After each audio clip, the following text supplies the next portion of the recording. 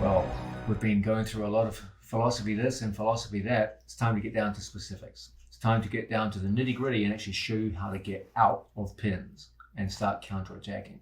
We're going to start with the mounted position because a lot of people have justifiably a great fear of the position. It's scary. Someone's mounted on top of you. It's normally the pin which we're taught first in the sport of jiu-jitsu. It's always the one we're encouraged to go towards. So let's start there. It's one great place to start. I want to start with a pin that my students have achieved a great deal of notoriety for. This is the kipping escape. You might ask, why the hell are you starting with this kipping escape of yours? First things first, what the fuck is a kipping escape? Kipping, I'm sure you've heard the term before, but in a very different context. It's often used in the context of sports exercise. Say, for example, you were hanging from a bar and you were trying to do as many pull-ups as possible. And as you started fatiguing and getting more and more tired with your pull-ups, you'll notice that your form starts to break and you will start throwing your legs to assist and help you get those extra repetitions out. That is kipping, where you're using your legs to generate momentum to carry your body up and over the bar. It's basically cheating when you're performing some kind of exercise. You will see kipping used in gymnastics to assist a gymnast in climbing onto the gymnastics rings or performing certain kinds of exercises on the high bar. It's essentially just the use of your legs to generate momentum and movement to assist you in a difficult task. And that's exactly what we do from the bottom of the mount. You might ask yourself, why aren't you teaching the elbow escape first? Don't you always say that's the king of defensive moves? Yes, it is. But when we work without a gi and we're really interested in the idea of counterattacking, I usually advocate to my students to begin with the kipping escape because it presents a much smaller interface between defense and offense. It presents almost a perfect opportunity to go from a defensive pin into leg locking activity. Please understand right from the start, there are different variations of the kipping escape. They're not all the same. We're going to start with what I believe is the easiest kipping escape for most students to learn. I'm also going to start you guys off with a bit of a warning. Many years ago when I would start teaching the kipping escape, I always found that a significant percentage of any given classroom would fail hopelessly with the escape. And there was a lot of frustration, and those who stuck with it did incredibly well. Those who got frustrated early on and just abandoned it basically had to rely on elbow escapes. This is a move where if it's done well, it works effortlessly. And if it's done poorly, won't work at all. So it's kind of like all or nothing. If you do it perfectly, it's 100% effective. If it's done with even small imperfections, it can be a pretty damn frustrating thing for you. So when you first start learning this move, don't give up on it if it doesn't work out in the first couple of weeks. Okay, it's not going to be a move like that. I'll give you an inspirational story with Gary Tonin. When Gary Tonin first started learning the kipping escape, he was absolutely hopeless. And for 2 or 3 months, couldn't get it going. And I would literally make him stay after class and just practice his kipping escapes for 15 minutes a day, every day after class. And it seemed he made no progress whatsoever. After 2 months, he was just as bad as he was the first day he tried. And there were points where both he and I were kind of giving up on it. Then one day, something clicked and he got it on a white belt. Within a few weeks of that, he was regularly scoring it on even the toughest guys in the room, and he never looked back. At this point, Gary Tonin has one of the very best kipping escapes in the world. You can put established world champions on top of him in the mounted position, and he'll kip out very easily, very quickly, and go right into his leg lock game.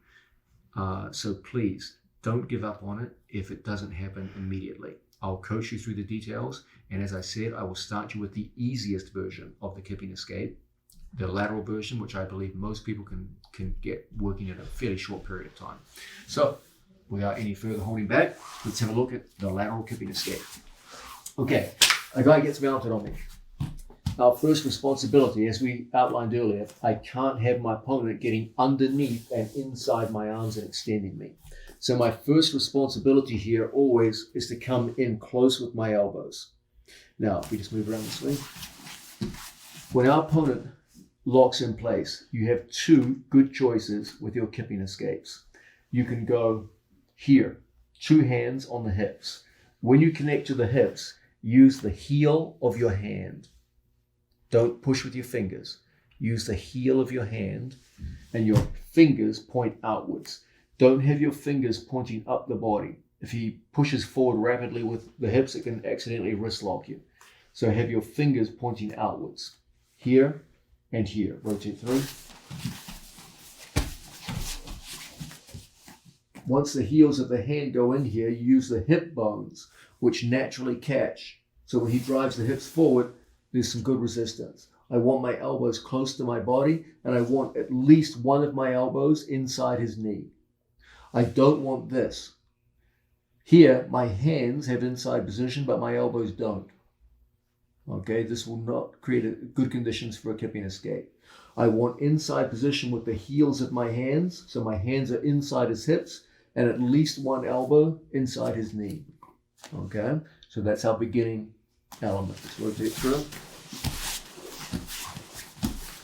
Second grip, also very good, is to use my whole forearm and go across and lock my hands like so, and place my elbow inside the knee. This is a very robust grip. It is physically stronger than this one, like so, and it's very good when you're going against opponents who are shorter or coming up high on your hips, like so. If your opponent is long and tall and further back down the hips, this one works very well. Okay, so it's either one or two. Those are the two best choices you have. As you get more advanced, you can play a one-handed kipping escape. So if Placido traps my arm on one side, I can hit a one-handed kipping escape. When you get really advanced, you can even hit a no-hands kipping escape. No hands at all, but that's for further down the line. Okay, so when you first start off, it's either one or two. Placido will have his feet locked in securely here. Okay. First things first, he locks up around my head, puts his arm out wide for base, like so. That's his starting position.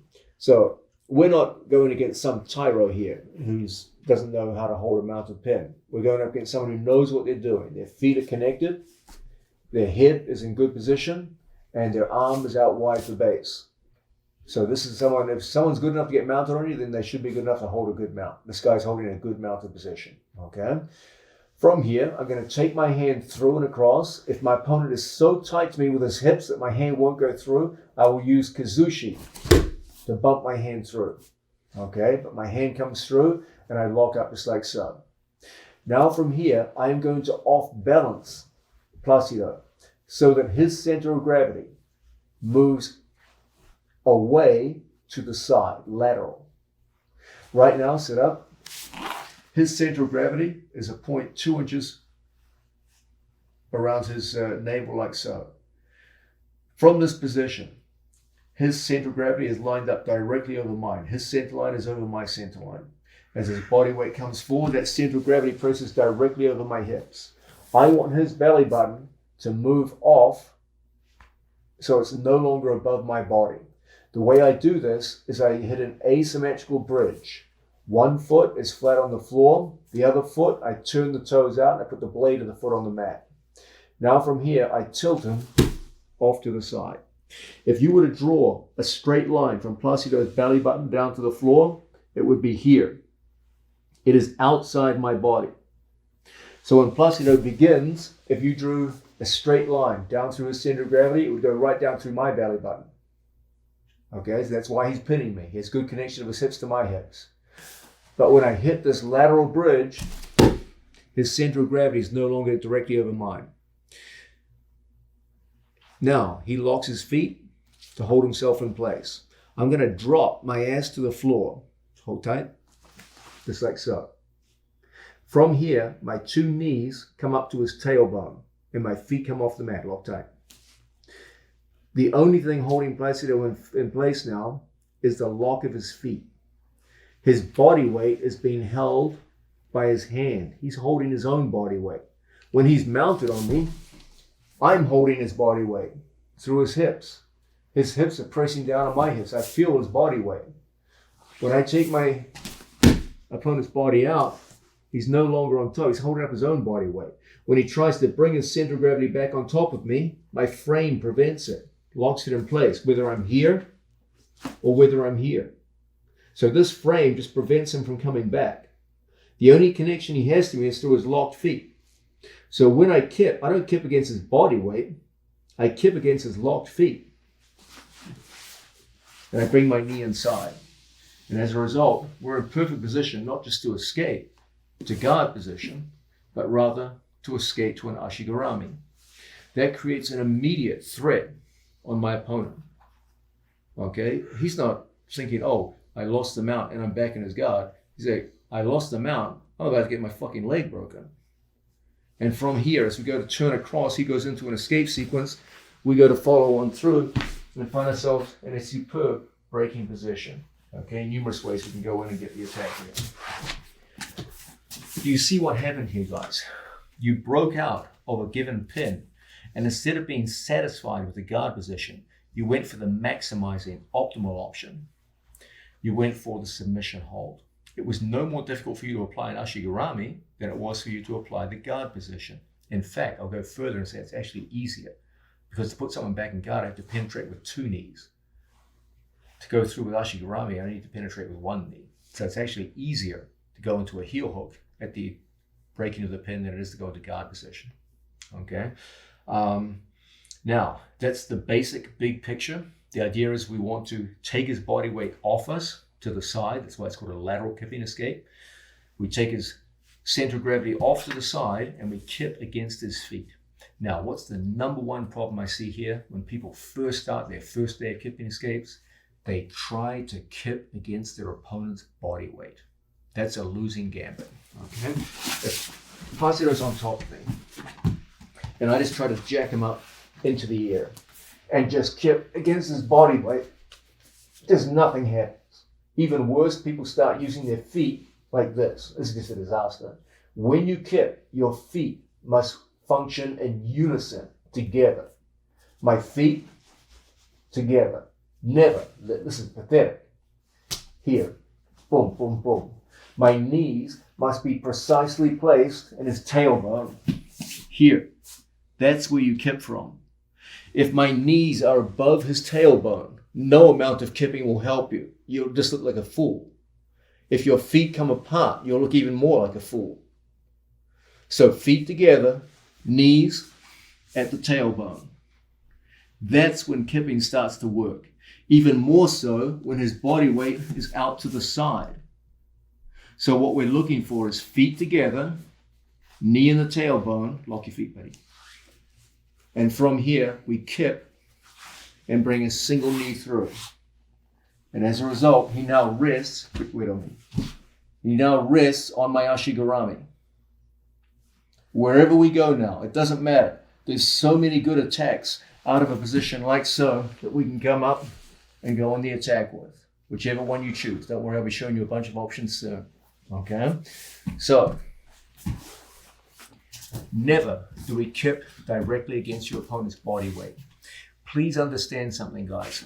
Kipping is not the strongest movement in the world. It's nowhere near as strong as a bridge, for example. Essentially, all you're doing is just moving body weight like so, just as you would to pull yourself up a bar. It's never going to be as strong as connection to the floor. You have no connection to the floor in a kip.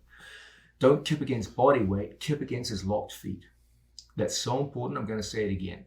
Don't kip against your opponent's body weight. Kipping isn't that strong. Kip against his locked feet. Use your kip to break his feet apart and bring your knee inside. If you're trying to lift people with a kip, you're in for a long night of failure. Okay, so once again, I'm going to demonstrate with a head facing towards the camera. I choose my frame. I have to sit up either here or here. Okay, because I'm old and feeble, I'm going to choose this method. If Placido was tall, I would choose this method. Okay, now he gets a good lock with his feet, good upper body grip. I want to get my hand across and form my initial frame. Now I hit that asymmetrical bridge that gets his center of gravity off me. I form my frame. So when he tries to bring his hips back on top of me, because that's what he wants. When I hit a lateral bridge, he wants to bring his hips back and pin me a second time. I don't want that. I move him. I form my frame. Knees come in. Now the only thing holding him in place is the lock of his feet. My knees are in his tailbone. My feet are together. I kip. And as a result, my knee comes in effortlessly. As he comes up on top of me, we're in positions now where we can start coming around the corner and directly into our various submission holds. I'll be coming back to that later soon, don't worry. Now let's demonstrate with Placido's ass towards the camera so you can see the feet. My apologies. So, there's the frame. You can see Placido's doing a good job of locking his feet. Okay, if Placido was a naive fool, then I could just hit a basic elbow escape from here. But Placido's very good. And so the feet are locked in place. I go through, I form my frame, I take him out of balance, I drop. Now, he locks tight with his feet, and look how the kip works. And the knee comes in. Once one knee comes in, it's so easy for us now to start moving this guy's body weight around us. Driving in. We're always looking under circumstances like this to get people elevated up into the air and dropping them into our various forms of attack. So, going to give you guys some mechanical details here. The solo. First things first, you can't kip off a flat back. If your back is flat on the floor, you're not going to move anyone with a kip. This is a disaster. My back is flat, there is maximal contact with the mat, and the kipping is feeble as a result. I always want my body concave, like so, with minimal contact with the mat. Frame, either hand frame or forearm frame. Now from here, look how when I kip, I take my balls of the feet on top of the shoelaces, so my legs work in unison. Never do the legs kick apart from each other. When you kick apart from each other, it's just one leg working against each other. You want unification of your legs to generate momentum. When you generate momentum, it creates a lift where my body rocks. And it's that minuscule rocking action which goes very, very quickly, which loosens the grip of his legs and enables me to slip a single knee inside and gives me Ashigurami. So again, once our frames are in place, we drop here. My knee is right in his tailbone. The further my knee's from his tailbone, the less effective I am. I want my knee right behind the tail. Then from here, kip, and the knee comes in. Once the knee comes in, we're in perfect position now to start coming around the corner and going into our attacks. Okay? So, key ideas behind the lateral kipping escape. You can't do it with his body weight directly over your center of gravity. If his belly button is over yours, it's going to be awfully difficult. Unless you're much stronger than him, the kipping escape is going to be tough. So get his belly button out to the side. Once his belly button goes out to the side, you are no longer kipping against his body weight, you are kipping against the strength of his locked feet. And that's a lot easier to kip against than his whole body weight. Much easier. In fact, it's almost comically easy. When you kip, have your knees right in front of his tailbone. The further your knees deviate from his tailbone, the less effective you will be. This is super important. Another key feature is this idea that the legs must work in unison, like a mermaid's tail, like so, rather than like so, where the legs work against each other and they're counterproductive. The way you ensure this happens is you take the sole of your foot and place it over the shoelaces of the other, so that when you kip, you generate good movement. Okay? When you kip, don't spastically fling your legs as hard as you can. Short, fast, rhythmic pulses get much better results than exaggerated long swings and kicks. That's very important, so I'll say it again.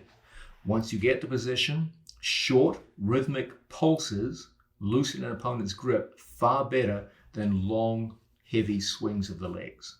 Okay? So one more time. I have an opponent on top of me. He's in the mounted position. I see that he has good foot position, good head position, and good arm position. First things first, I can't let him get underneath my arms and extend me. That's a disaster. So first things first, elbows in close. I go for a frame. I've chosen the forearm frame. I could have chosen double hand frame. They're both very good. Now from here, I disturb his balance and get his center of gravity off to the side. That's why it's called a lateral kipping escape. Come on, higher on my body. Your knees. Now, he's still got a great position with his feet. What I do now is I drop my butt to the floor and I take the starting position where my whole body goes into a banana shape, like so that my spine is the shape of a rocking chair, so that when I kip, the movement is quick and easy. And as a result, a single knee can easily penetrate and give me Ashigarami. The minute we come out of the Ashigarami, you don't go to guard position, you go straight to a finishing lock. Which finishing hold you choose will depend on what your preferences are and which direction his body is going. If he flees the mat, then conventional outside heel hooks make perfect sense. If he starts crowding in towards you, then elevation into cross ashi might make more sense. If you feel your opponent's doing a good job of separating his knees, then you might Then you might do better coming around the corner into more subtle versions of Ashigaramis, such as the crisscross or inside-outside Ashigarami. We'll be looking at these in detail throughout the series as we get more and more advanced. This, in my opinion, is the best first kipping escape you ought to learn. It's the easiest of them all. It also gets fantastic results. Please don't think because I'm teaching this first, it's the basic one which only works up to a certain level. This works at World Championship level just fine. We often do kind of a fun experiment when the squad is training together. We'll have visiting world champions come in and start in the mounted position, and we'll just practice our kipping escapes. And it's shocking how easily they are dislodged by this method, including the lateral method. And it's shocking to them too. They normally see the mount as a very stable, dominant position, and they're quite shocked to be easily dislodged and then immediately attacked with a heel hook right afterwards. And this is on some of the best players in the world. Imagine how easily you can perform it in the gym, working with your compadres. We'll move on to look at other versions of the kipping escape, but I recommend this is where you start. Again, just going solo now. The big key features: don't have a flat back. Work with a rounded spine. Make a choice with your frames between hand frames and forearm frames. They're both good choices. Which one you choose will kind of depend on his height, your height, and personal preference. Have your legs close together and your feet even closer. When one foot moves, the other foot moves with it. Never like so. Feet move in unison. Use short pulses rather than big unproductive swings. Okay? Short pulses will separate your opponent's feet very, very rapidly. Make sure that his center of gravity is off you, so that you're kipping not against his whole body weight, that's very difficult, but rather against the lock of his feet. Make sure your knees are positioned very precisely by his tailbone. The further your knees are from the tailbone, the less effective you're going to be. And once you get your opponent dislodged and a single knee can penetrate, you have now reached that critical tipping point that we talked about earlier in the video. Once the single knee penetrates, that's the tipping point. Don't be satisfied with guard position when you can throw your legs into a winning ashigarami where you're submitting people instead of just merely putting them back in guard. After many years of teaching kipping escapes to struggling students, I came to the conclusion that the best one to start with is the lateral kipping escape. Most students have an easier time performing that one first. It's not the only form of kipping escape, but it's a great way to start. Now, once you start getting good at the lateral kipping escape, you're going to get the same reaction out of all of your opponents. They're going to start pushing with their hips to recenter. They're going to figure out that the key to the movement is to get your center of gravity, your opponent's center of gravity off yours. And once their center of gravity is off yours, you're only kipping against their feet. And that's a relatively easy battle to win. That's why most people have a pretty easy time learning this move and getting good success with it. So what your opponent's going to do is they're going to lock their legs as tight as they can, and they're going to drive their hips back towards you. When this first starts happening, it's pretty disconcerting. You feel like, man, my kipping escape was working pretty well, and now it's getting shut down. Okay, don't worry. It leads right into an even better form of the kipping escape. Okay, so let's first just demonstrate the problem that you're grappling against. The problem is this. Placido's been hit by the kipping escape a couple of times, and he's starting to figure out that once we hit that lateral bridge, if the weight stays here, remember guys, the straight line that comes out of Placido's belly button, that's where center of gravity is, it's outside my body.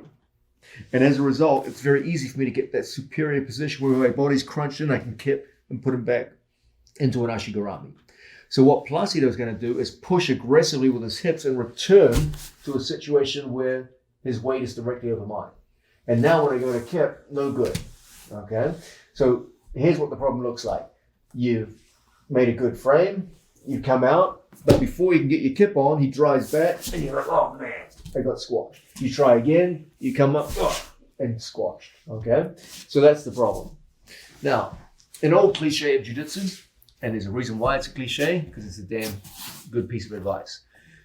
Whenever someone goes to push into you, don't resist the push, go with it.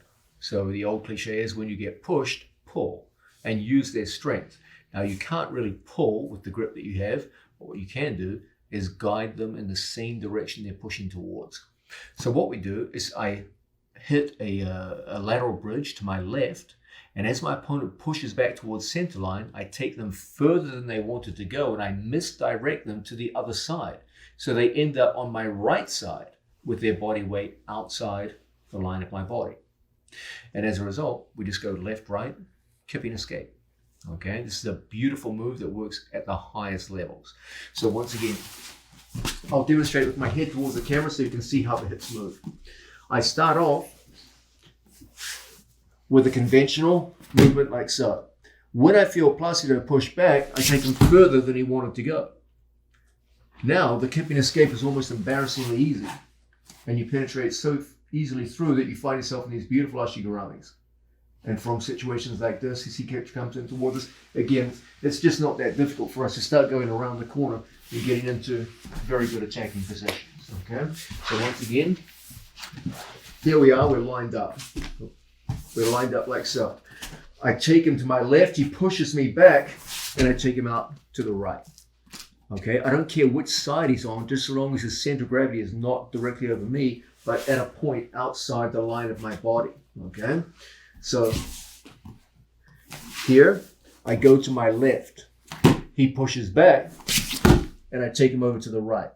Now he has to overcompensate. His weight's all on his hands. He tries to lock his feet, does all those things, and we just kip, kip, kip. The knee goes in, and we're in business. Okay, from here, so many ways for us to go in and get the attack going. Okay, so this is the basic idea behind this misdirection of escape. I'll demonstrate it from other angles now. Here we have Placido, mounted situation. We lock in. I take him to the left. I feel Placido pushing back, and I take him to the right. From here, we've got a nice entry. Go back a step, Placido. Guys, can you see the daylight between Placido's thighs? That's the daylight that enables me to bring my knee into an ashigarami. Remember, a single knee entry to Ashigarami is always easier than trying to get knee down, 2 knees through for an elbow escape to guard. Okay? It's just so easy now to bring that leg in, and now you're in a perfect attacking position. So many ways to go from here. So once again,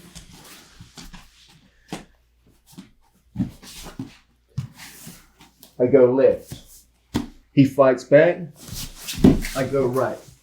And now we're in perfect position to go on the attack. So many ways from here to go straight up and over. Put this guy down into a winning position. A word to the wise guys. When I kind of anticipate that I'm going to need a misdirectional escape rather than just a basic lateral escape, and maybe I felt my opponent before and I can feel, man, this guy's really good at shutting down the basic lateral escape, I will often start with double hand frames. What I typically find is that double hand frames do a better job of navigating left-right than forearm frames do. Forearm frames are incredibly strong in one direction, but they don't change direction quite so well. I'm not going to say it's wrong to use a forearm frame. I use them, don't get me wrong.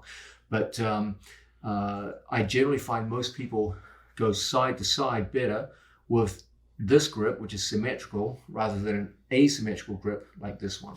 So if I know ahead of time that Placido is really good at resisting kipping escapes, and I'm probably going to have to go misdirectional on them, I'm probably going to lock up like this. So Placido's on top.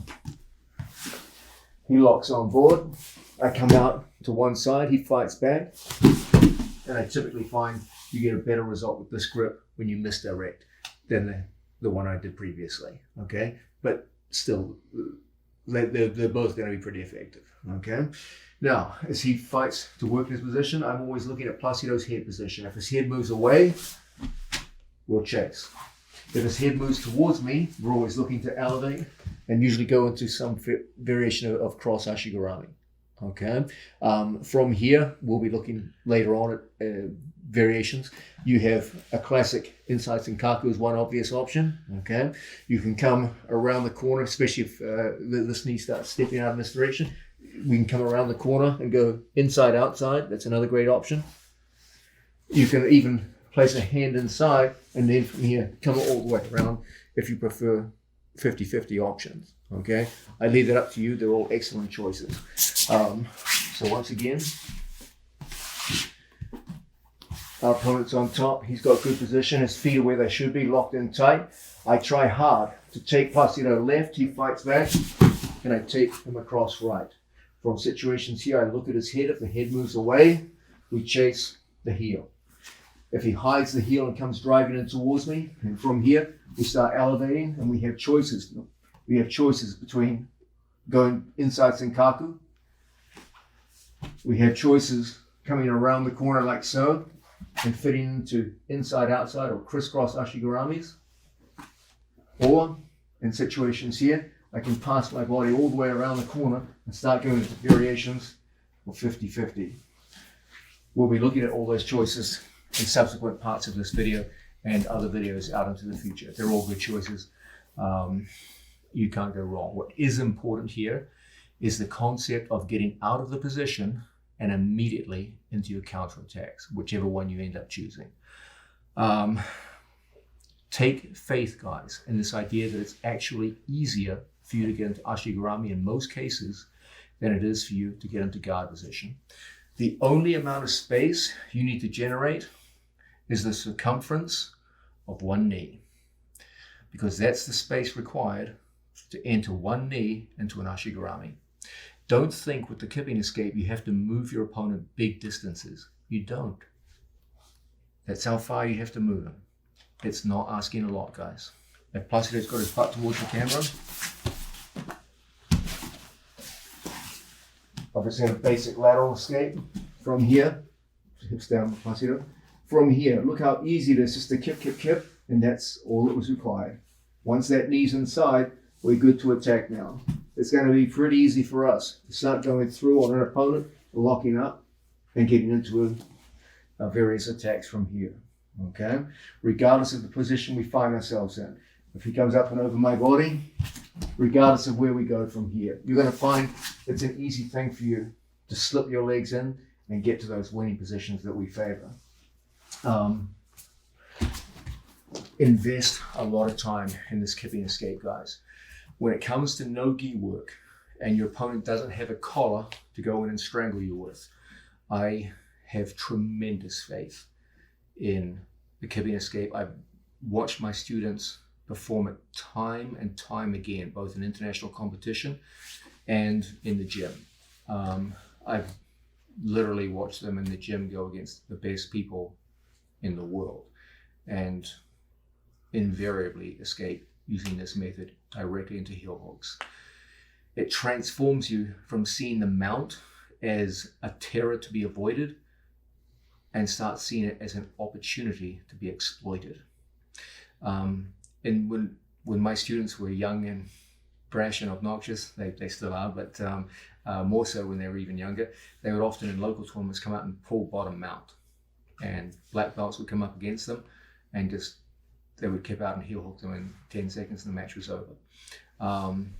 Obviously you wouldn't want to do that at world championship level, but it just kind of demonstrates how devastating this skill can become.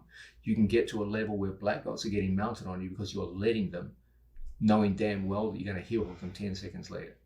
When you're at that level, you're going to be a scary opponent to face because literally there's no position your opponent can get to where he's safe.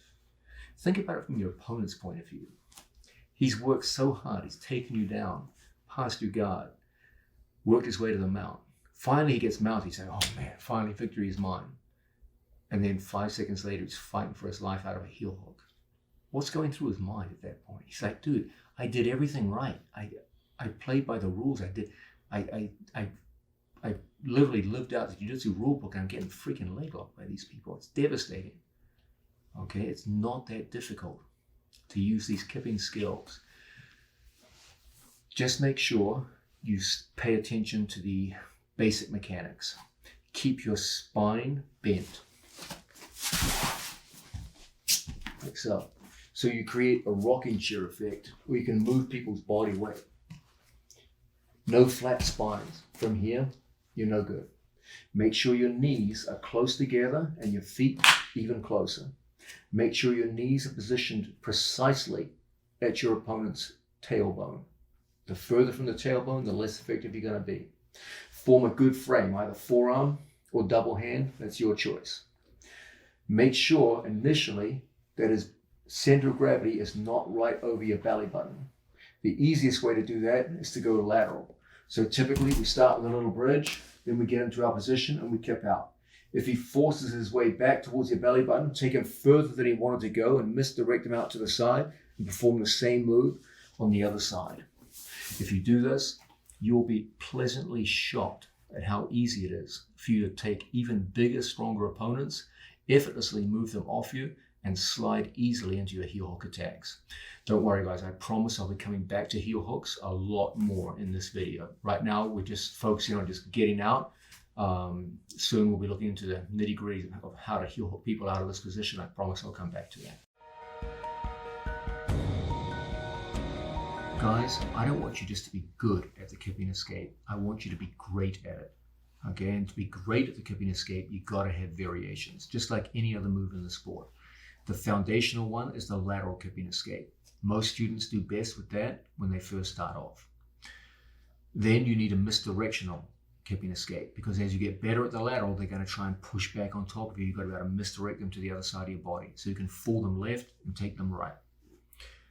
But at some point, you've got to start learning what I believe is the best overall version of the kipping escape, which is the overhead kipping escape. As the name implies, you're no longer taking them laterally to left or right, you're taking them over a shoulder. Why do I believe this is the ultimate version? Because it puts your opponent in the single best position to finish them with a heel hook. This comes at a price. It means you must pay particular attention to your posture. Any failure in posture when you try to bring someone overhead is going to result in a badly squashed move. Some of the main principles of the lateral kipping escape are still there, but they're modified. Let's have a look at them now. You remember, fellas, that The whole idea behind kipping is you don't want to kip against your opponent's body weight. You want to kip against his feet. If you kip against the weight of his body, you're in for a long night, because the kipping movement is just not strong enough to move an entire opponent's body weight. Okay, so what do we need? In lateral kipping escape, we moved his center of gravity to one side or the other. Now what we're going to do is we're going to move his center of gravity forward from our belly button, where he controls our hips, to our chest. When his belly button comes up towards our chest, we can start to create a rocking effect, like so, which will make a strong kip and result in a kip that when I escape, his weight is so close to me that it's almost impossible for him to avoid the heel hook. Let's contrast that with a lateral kipping escape. In a lateral kipping escape, if my opponent's smart, once he feels himself getting dislodged, he's going to skip out to the side and avoid the heel hook, out like so. Okay, he's going to move in the same direction that I'm moving him. And so maybe if you hit him once or twice with the lateral kipping escape, he's going to wise up. He's going to realize, oh, if he takes me to that side, I got to press the eject button on that side and get away from his freaking heel hooks. But when you take him overhead, there's no eject button because he's directly over your body. So that's the good news. The bad news is it's much harder to move people overhead than it is to the side. You got to have a strategy to do it. The way I like to do it is to focus on this frame, the forearm frame. I don't like doing overheads with my hands like so. I'm not going to say don't do it. Okay, I've had students who are very good at overhead kipping escapes from this grip. But my own personal preference is this one for overhead, this one for lateral, and this one for misdirectional. That reflects a personal bias on my part. It may be different for you. Okay, now what I want to do is take Placido's center of gravity, which is located close to his belly button, and bring it as high up on my chest as possible. You can't do this with your arms. So what do you do it with? Your knees. Take your knees, round out your body, make a strong body, grab my head. And then from here, start doing this motion. I know when you look at that, that looks too good to be true. Lock tight, Placido. So I take my knees, I bring them into my chest. And then from here, I look across Placido's chest. That's an important detail. I'll come back to that soon. I start an action that brings his hips up into a position where I always make the catch. There's no step out. If he goes to step out in this direction here, he's going to give me a different form of heel hook. Okay, you saw something happen like that when Gordon fought Cyborg. He went to make a back step out of one Ashigarami, went right into another one. So, once again, if Placido's center of gravity, which is manifested very close to his belly button, is directly over mine, no amount of kipping will help me. So my first thing is to use my knees like so. What I do at this moment is I join my knees and my forearm. I lift and bring knees and forearms together. When I have this structure, I kip. Don't try to kip with separation of knees and forearm. It just feels hopeless. Okay? So, Placido mounts. I lock up. I bring everything in close. And then from here, look how I kip just to bring knee and forearm together. Now, it doesn't matter where he goes. If he goes over my head, I'll follow him.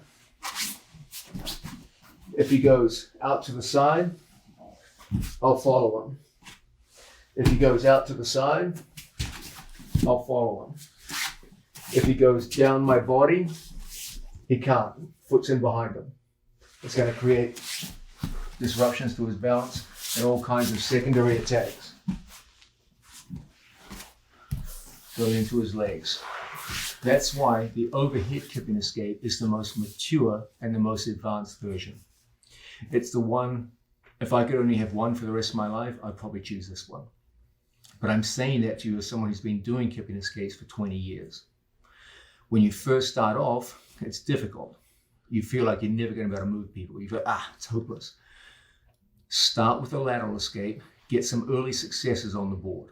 So at least you believe in the move. You're like, okay, I can see it's working for me. As they fight that, go misdirectional.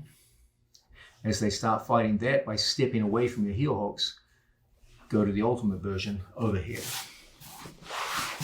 Once again, solo. That's the frame we work with. How do I get that frame? I kip to the frame. That puts my knees right behind his tailbone, and it creates a structure. Plus, you just come, stand right there, and just lean forward and put 100% of your body weight on my structure. I can hold, just take your feet off the ground. I can hold Placido's body easily in this position, his whole body weight. Okay, this despite a hip replacement, etc. Okay, I can move him easily in these positions because he's on a very, very strong frame of support, and I can move him effortlessly. I could not do the same with my hands. My hands would collapse. Okay, but this frame is enormously strong. So the whole thing I do is I get everything in close. That never changes. I form my frame, and then from here, I kip and watch my forearm. Kip, kip, kip, kip, kip, kip, kip, kip, kip, until the magic bar of forearm and knee alignment, upon which he's weightless and suspended. Show him the weightless body. Here he's weightless. He can hold his whole body weight. And from here, it's so easy for me to kip. You can move him around, do whatever you want. And once you get that weightless feeling, kip him overhead and fire your legs into Ashigarami. So once again, Placido's mounted. I can never let him get underneath and extend me. It's a disaster. So always first, everything in close. Okay? If he locks into my feet with grapevines, I have to take the feet away from him. When he locks his feet together, we start that action. Everything comes in close. And now he's suspended over me. I can make my choices now as to where we go on attack. Okay? This is the key to the overhead kipping escape. I'm going to demonstrate from different angles. Guys, if you ever get to a point where you do this and you've spent maybe 2 weeks drilling with your partners and you're like, dude, this is never going to work for me. I can't even get it going. Watch some video of my students. Get some faith from that alone. You will see them time and time again against the best players in the world easily kip their way out. Sometimes you need a little bit of a moral shot in the arm, okay? And watching video of my students do this, you'll get exactly that. You'll get to see how even the best players in the world couldn't stop this move from happening. Once you get that kind of confidence, you'll go back to the gym with a renewed sense of belief and vigor, and you'll stick with it long enough to get that feeling and push on through and succeed. Again, if you feel you just can't get it, a couple of weeks goes by, go back to the lateral escape. It's easier. Okay, go back to the misdirectional escape. But at some point, start pushing for this one. Because as you go higher and higher in the sport, this will be the one you start relying on more than all the others. Now we're going to demonstrate with Placido's butt towards the camera. So, first things first, I form a forearm frame. His feet lock. My first thing is I bring my knees in close and I contract my body and I bring my head to look across his chest. I'll come back to that detail soon. Now, from here, look how I start that kipping action. It brings him up my body and connects my forearm and my knee. Now I have more than enough space to penetrate with my knee directly into an Ashigarami. Once we get to a position like this, I look at his head. The more the head comes in towards me, the more inclined we are to go into variations across Ashigarami. Okay? The more his feet are apart, the more inclined we are to go inside grip and come around the corner into variations such as crisscross Ashi. Variations of 50-50. We'll be spending a lot more time on this soon, don't worry. Okay? I leave that up to you. From another angle, let's give him the 3/4 angle. Pay attention to Placido's locked feet. He's got good head position. In goes my forearm frame. I look across the body. Now from here, I look. Body curves out. Kip, kip, kip. And now we've got it. We punch the knee through. From that knee position, he tries to put weight on me. He just rests on my knee. And as a result, it's just so easy to go in and get to our locks. Okay? He goes to pull his knee away, your hand assisting, locking it up, locking. You can always come around the corner and fire your legs into alternative finishing positions. Now guys, a detail which you may have heard me talking about a couple of times was my head position and looking across the chest. You might be asking, as you should, how is that relevant? It's very relevant. If your opponent's shoulder gets under your chin, it's going to screw up your kipping escape. So you can't have your opponent dominate your chin. I'll demonstrate with my head close to the camera. Placido's mounted. If Placido's shoulder, let's go this way. If Placido's shoulder catches underneath my chin, I can't bend my body into the shape of a rocking chair or a banana. Dismount. Remember guys, I need my body in the shape of a rocking chair or a banana. I cannot kip with a flat back. When Placido dominates my chin, he keeps my back flat, kills my kipping escape. So always what we want, when he dominates the chin, take a thumb post, put it in his armpit, and give a little bump and get your chin inside. So I'm always looking across his chest. When he goes to lift my chin, it's impossible. If my head comes out, he gets inside shoulder position. If his shoulder is inside my chin, he flattens me out, I can't move. So we thumb post. I put my thumb inside position. Even though my whole hand is outside, my thumb is inside. I look and I get my head to the inside position. So my head is inside his shoulder. If his shoulder is inside my jaw, he's winning. So I bump, I get inside head position. He tries to recover it. I keep my head inside. And then from here, we get him up into the air. Once we get that man elevated, we're in a position now to start coming around the corner. Okay? From here, because of the leg position we're in, it probably makes more sense just to hand assist, catch, and put the man down. Okay? So that's the detail of head and chin position, looking across the chest, getting your chin and head to the inside position to begin.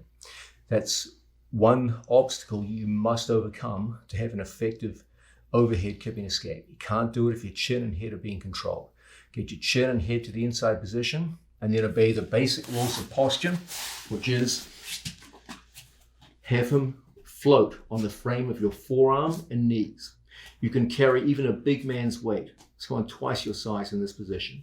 And from this position, kipping will open up a hole through which one knee can easily penetrate and give you variations of ashigarami, where you can finish even very tough opponents. So there you have it, guys. 3 variations of the kipping escape. The most successful method for my students to get out of bad mounted positions and effortlessly heel hook people. You can see a ton of competition footage in the early days of the squad where they would often allow people just to mount, just specifically so they could work this move and go directly into heel hooks. It's a shocking thing for the man on top. He's in what is supposedly the most dominant position in the sport, and then 3 seconds later he's fighting for his life, trying to get away from a maniac trying to break his legs. Work on these skills. Develop a strong kipping escape. I don't believe there's a better escape to the mounted position when you work without a gi than this. I will also show the elbow escape. I still have a ton of faith in the elbow escape. It's still one of my absolute favorites. But here's my advice to you. Have the best elbow escape you possibly can. It'll never let you down, either with or without a gi. But back it up when you go no gi with the kipping escape. These two will form a tremendous combination team to get you out of the worst mounted positions on the planet. And not only get you out, but get you out in a maximizing fashion where you not only escape, but now you're attacking the second you get through.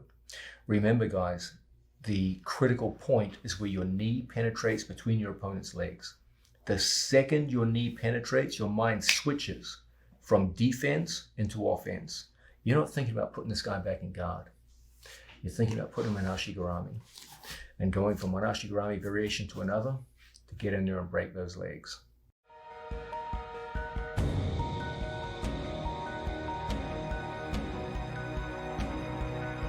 it's time for us to switch our attention from the kipping escape, which is the favored escape among the squad for getting out of the mounted position when we work without a gi, to the elbow escape. Now, when I say the kipping escape is favored, it's not by much. These two are your left and right hand, and you need them both to be successful.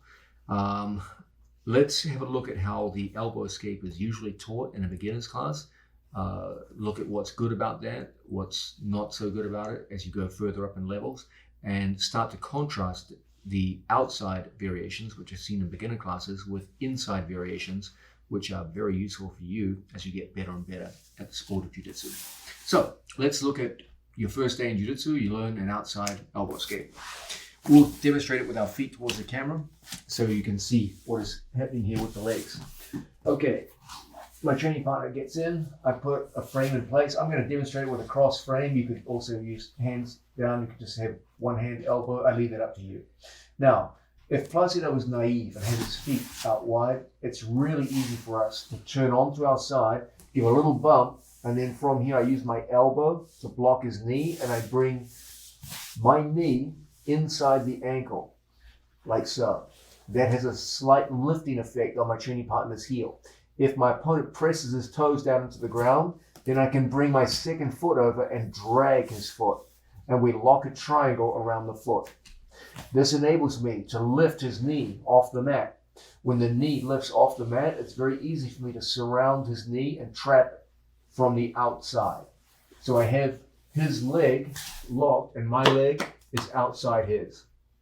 Now, many different ways for us to go from here. You could just play half guard. You could come out and bring your knee inside and play a knee shield, for example. You could bring your inside knee, like so, classic method, and lock up a full guard. You could stay in butterfly guard, you do whatever you want. Okay, they're all good options. So that's the classic method, and it's a great one when you first start off the sport of jiu-jitsu. But you could see it was predicated on trapping your opponent's ankle first. So once again, the whole idea is that when his ankle is exposed, it's pretty easy for us to go through and from here trap him. Once you trap an ankle, you can elevate a knee. And if you can elevate a knee, it's really easy to trap that knee. And it's from here that we do all of our work. Okay, whether I'm putting back in butterfly guard, where I go to full guard, where I go to half guard, that's up to you. Okay, so it all starts off with that idea of trapping your opponent's heel and then getting your leg to the outside position. Now, that's a great way of starting off your jiu-jitsu career, and it often works quite well because you'll get exposed feet. Opponents make mistakes in beginners classes, and it works quite well. Then you go a level up in competition, and you find immediately that no one ever exposes their feet to you again. Typically, when people get mounted on you, that usually means they're better than you, because they got mounted after all, and they get their feet very tight together. Sometimes they even cross the ankles, and in situations like this, you suddenly find it's awfully difficult for you to get through, and look, it's hard for you to get underneath your opponent's heel. When you can't penetrate under the ankle, my recommendation is take the inside route. Penetrate inside the hip. Turn our angle. So if I can't trap a foot, look, I can't trap a foot. I'm going to instead bridge, and then from here, I'm just going to bring my knee inside my opponent's head. When he tries to put weight on me now, it's like a frame. It's so easy for me to take my two hands and clear the upper body frame away. And what does that leave us with? You guessed it, Ashigarami. Most people, put your knee down, when they end up here, come out, bring the second leg in and put them back in guard. But what's our philosophy of escape? Of course, it's the maximizing philosophy. We're not using the satisficing philosophy of putting our opponent back in guard. We're using the maximizing philosophy of attacking with a submission hold. Remember, it's just as easy, if not easier, for me to go into an Ashigarami as it is for me to go into an open guard.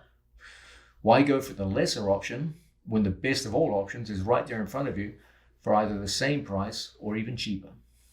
So once again, my opponent's mounted. This guy knows what he's doing. He should know what he's doing because he got mounted on me after all. From here, I can't expose his feet, but one thing I can always expose is a little space inside the hip. And I bring my knee into that space. Once I penetrate with one knee, that's all I need for an Ashigarami. As he tries to put weight on me, you've got that frame. Now I just clear the upper body frame. I take my hands, I put them in his armpit, and I clear it off. Now I look at his head. If the head moves away, outside. If the head moves in towards me, this is the classic time for us to come up into inside attacks. Okay? If my opponent steps out with his leg, that's the perfect time for us to catch that leg, and then from here, come across into other variations, usually backside attacks out of variations of 50-50, or we can go through into crisscross variations where you have 1 foot on the inside, 1 foot on the outside, and these two are excellent attacking options. So once again,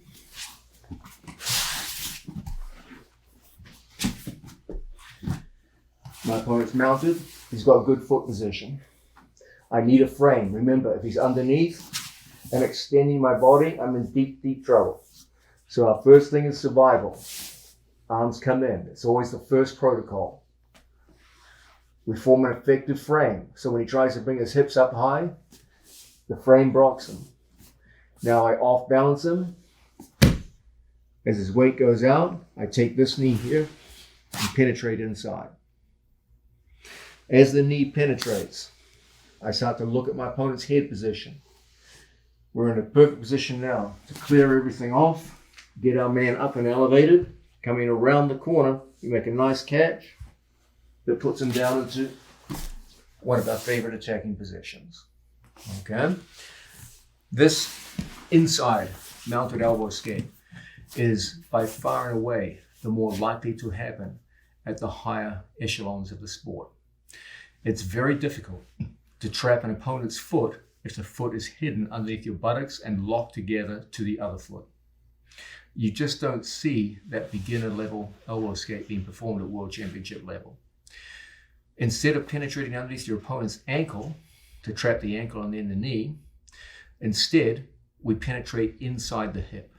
This brings the inside mounted elbow escape quite close in spirit to the kipping escape.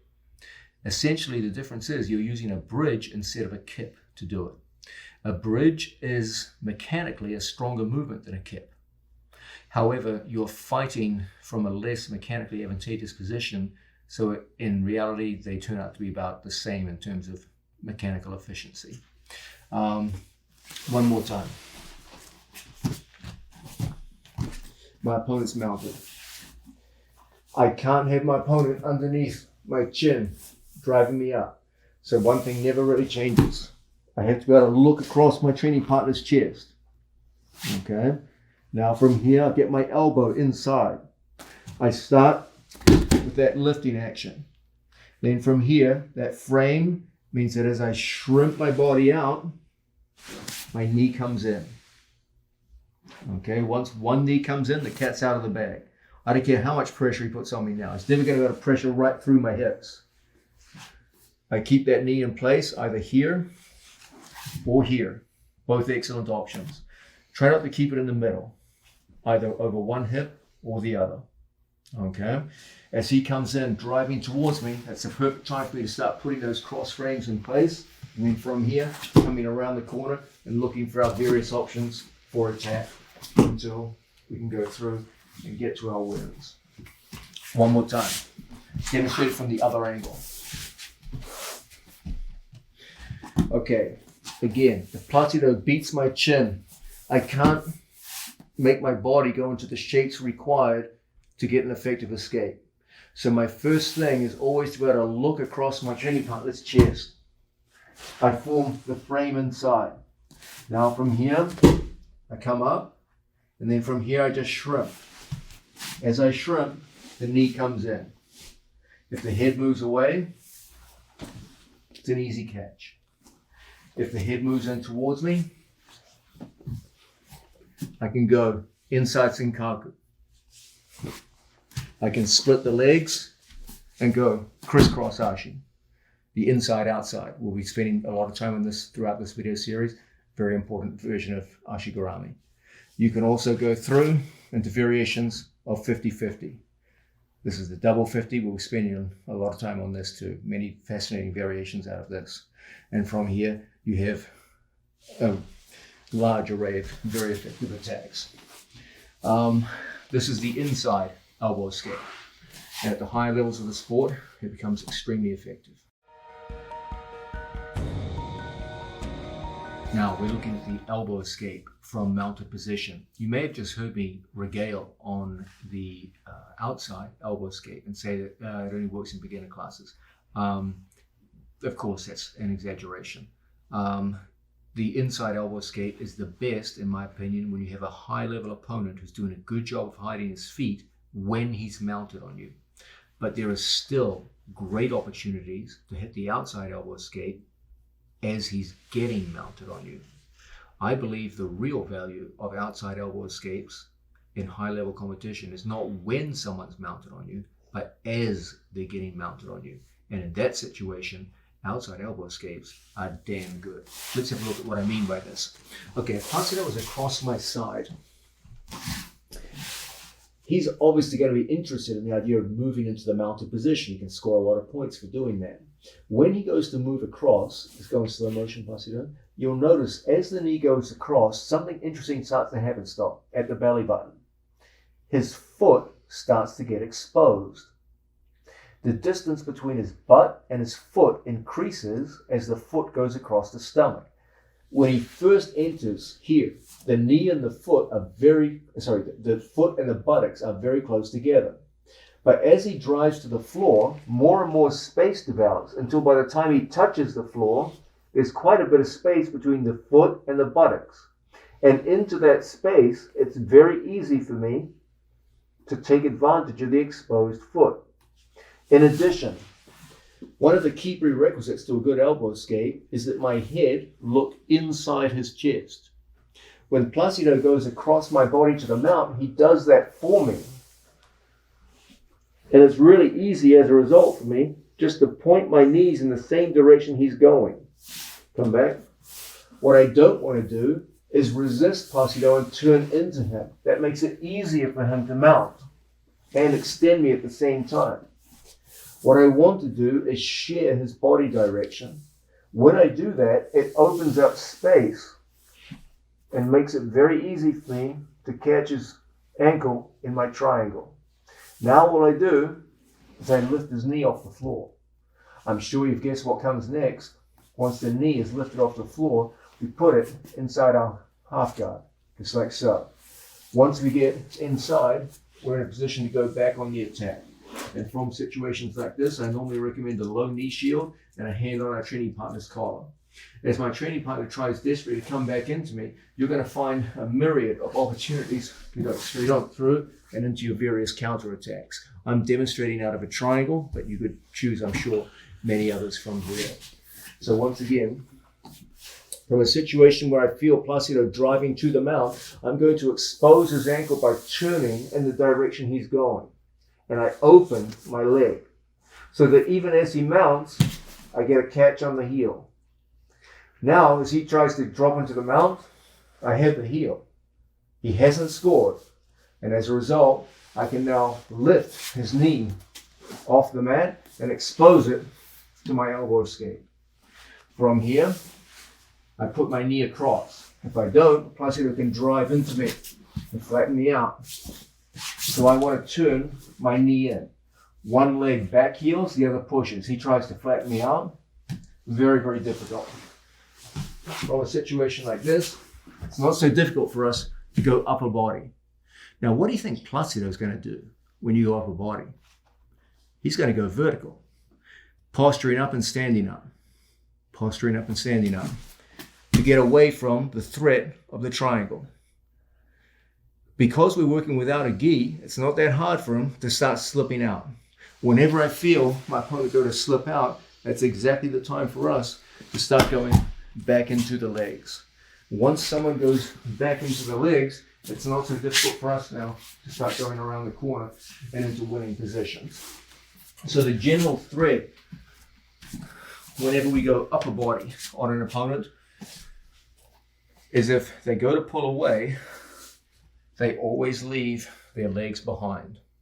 So my philosophy of attacking the upper body, we'll come back to this again and again during the New Wave Jiu-Jitsu series, is that whenever you lose the upper body, they're going to leave you the lower body behind. Make the transition, you get some of the easiest leg locks of your life whenever someone goes to pull away from your upper body attacks. So once again, we start off just like so. He drives across and I open everything in the same direction he's going. That will expose his ankle. Now, I expose the knee. Now, I put my knee shield in. He goes to flatten me out. Very, very difficult.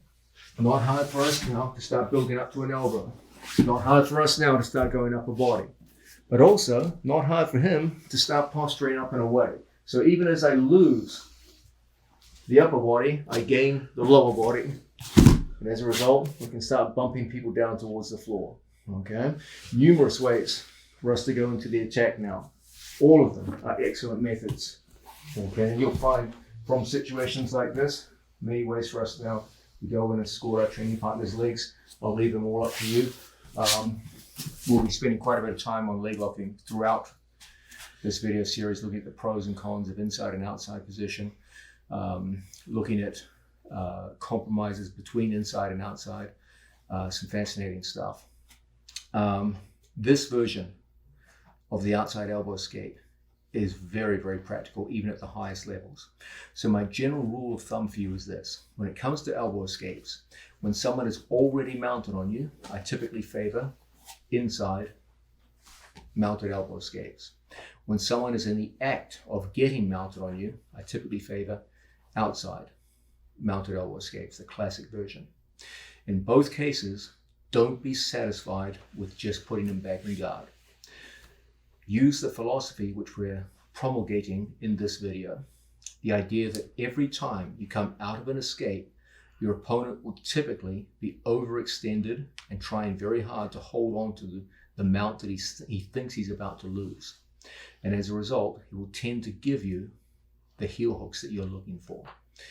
Once you've made that critical switch from being in a completely defensive situation to one where you've gotten that critical tipping point where you can throw your legs into an ashigarami, don't be satisfied with putting them back in guard, when instead you can go into your various leg locks. If it's an upper body attack, as we looked at in the last case, threaten the upper body. Presumably, if your opponent's good enough to get mounted on you, he's probably good enough to pull away from an initial upper body attack. And whenever he pulls away with the upper body, he has to leave you the lower body. Make the transition, and you'll scare a lot of people from these bad positions.